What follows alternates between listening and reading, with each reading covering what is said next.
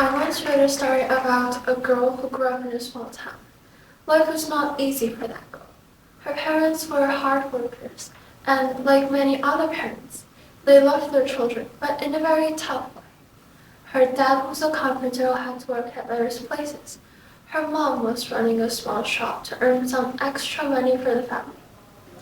Frequent absence of dad, long working hours for mom, but not a good income. Scolding if any wrongdoings. As the youngest of the three kids in the family, she learned how to take care of herself and never upset her parents and her two sisters. I have to be good to keep her mom and dad happy, she often told herself, because she always thought she was not good enough. As a matter of fact, her two sisters did the same. She worked very hard at school and finally got admitted to university. Mom and Dad must be happy and even proud of me now, she told herself happily.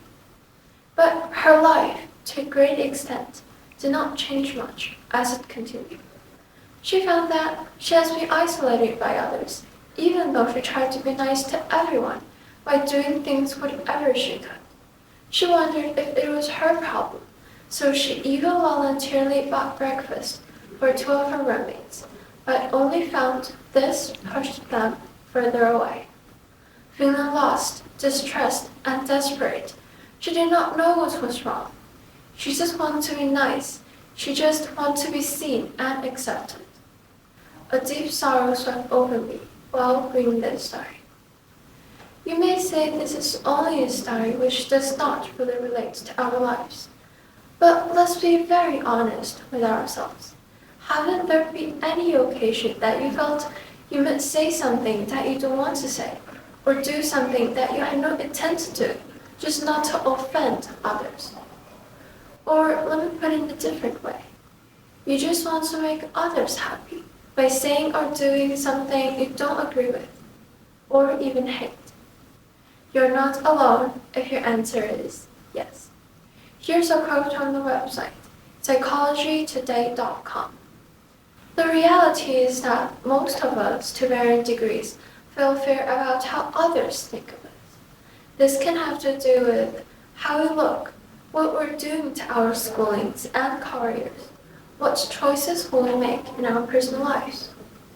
According to Dr. Sherry Bogota, Associate Professor of the Medicine at the University of Massachusetts Medical School, the instance needed to please and care for others is rooted in neither fear of rejection or fear of failure.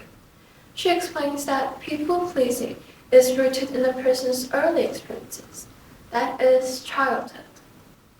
Let me quote Dr. Bogota again.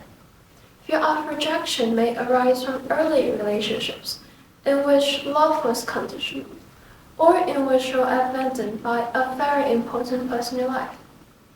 Fear of failure may arise from early experiences which serves harsh punishment or even small mistakes. People who had highly critical parents may develop a people-pleasing pattern. Early experiences which serves harsh punishment may lead to a significant anxiety upon attempting a task, even though the important person in life may no longer last it. But fear, the anxiety, may live for a very long time. To deal with this anxiety, we do everything to get things right, finish the work, and make sure everyone is happy. See, this is exactly the same story that I told at the beginning of my speech. Obviously, people-pleaser would always put others' opinion in front of hers. Precisely like the 5 bad consequences Dr. Bogota stated. The first is neglect self. She gives a vivid example.